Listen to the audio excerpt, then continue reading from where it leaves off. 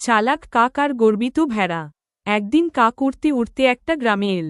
সেখানে সে দেখতে পেল একটা ভেড়া আয়নায় নিজের চুলের ঘন ঘন কাল দেখে হেসে গড়াগড়ি খাচ্ছে।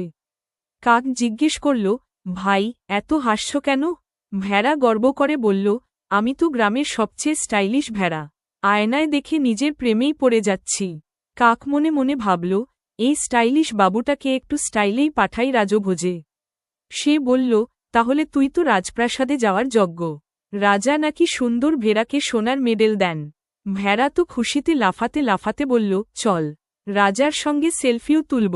ভেড়া রওনা দিল, আর কাক তার পিঠে চড়ে গান গাইতে লাগল।